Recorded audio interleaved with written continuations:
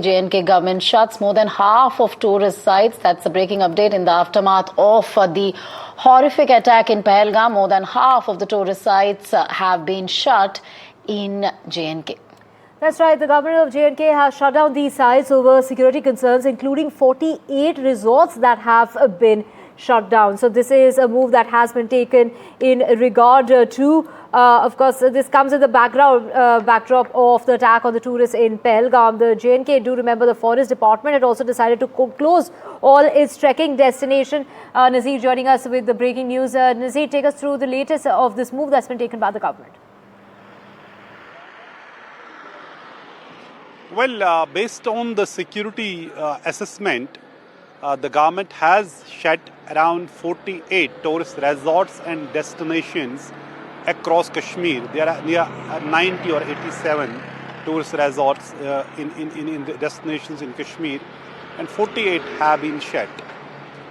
It is seen as a part of preventive measure to ensure that security forces are not stretched out there, because given the way we have seen things played out here in Pahalgam, just a week ago, 26 tourists were killed in Pahalgam's serene meadow, which is just 5 kilometers from here, from Pahalgam town. So perhaps one advisory could have saved prevented the incident or avoided this massacre, because security force already had intelligence that terrorists may be attacking some hotel, which means attacking tourists. But somehow there was no advisory that time asking people not to go to isolated places. But now there's 48 resorts and destinations have been closed for tourists, which includes Usmurg, which includes Doodhpatri, which is in Budgam, Bangas Valley in Kupara, Chandigam, Kupara Valley, even the garden, these Verinag gardens as well, and Akkad Park, and so many places across Kashmir. So at a time when we say that people have spoken in unequivocal terms, clearly condemning terrorism, and they are saying this should be the last thing, the last incident in the valley. Yesterday we saw in the assembly how every member from all the parties has spoken one voice against terrorism. What I know is, last week Chief Minister Umar Abdullah held a meeting with the stakeholders, and he was informed there that some of the stakeholders said some of the destinations have been shut that time. Only a few were shut or soon after this incident. Then he was informed by the Director of Tourism and the police, look, it is very temporary. But now what we are hearing that 48 destinations, which is more than the half of total number of tourist destinations across Kashmir, which have been shut because as a preventive measure after Pahalgam terror attack. Right, Nazir, and as you've been pointing out over the last few days, you've spoken about how people are standing in unity. There is a rare unity that you're seeing in all parts of Kashmir, irrespective of what people's backgrounds are. People from all over really uniting as far as the terror, as far as the fight against terrorism is concerned. So, but what is the kind of loss of livelihood now that we're breaking the story about how several of these tourist spaces will be shut across J&K? What is the kind of loss of livelihood that you're seeing? What is the kind of response to this closure? And what is the expectation of the locals as far as the revival of many of these places are concerned?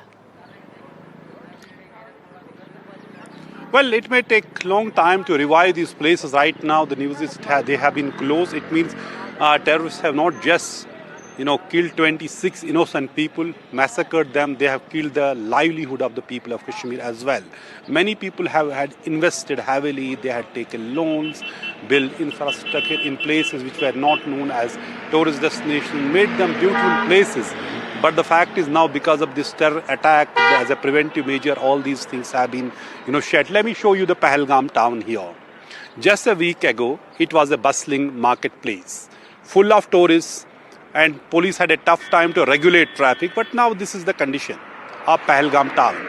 Though tourists have come in much reduced number, they are returning much reduced number, but it is too little in comparison to what it used to be a week ago. So this is the kind of impact this terrorist attack, this massacre has, which is clearly on expected lines. You can't have and what is bigger worry, while the people have spoken loudly They have come out strongly against terrorism, violence and this massacre. What people are waiting for is when will security or central government deliver when it comes to the, tracking down the attackers. A massive operation is underway in forests in Pahalgam for last 1 week.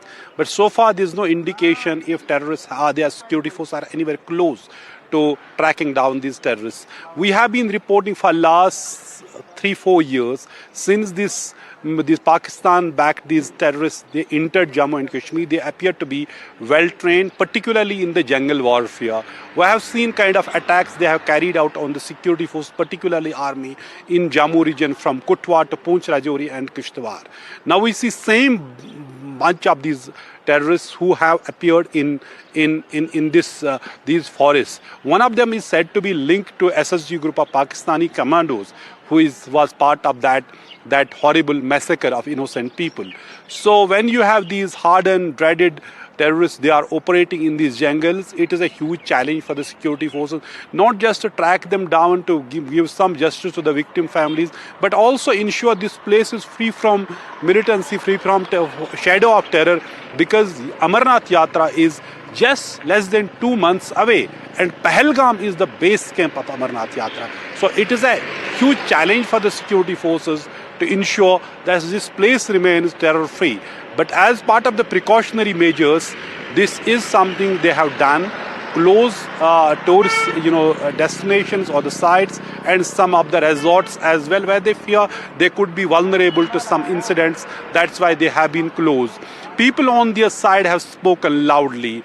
They have made it clear that terrorism is unacceptable. They have made it clear that killing innocent people, particularly tourists, is completely unacceptable.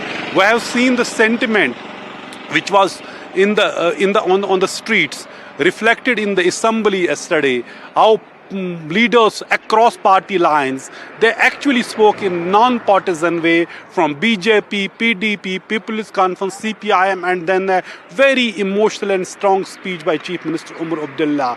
He named everyone who were killed, killed in this horrible massacre, and then said, "These people have this. It would be a beginning of end of terrorism.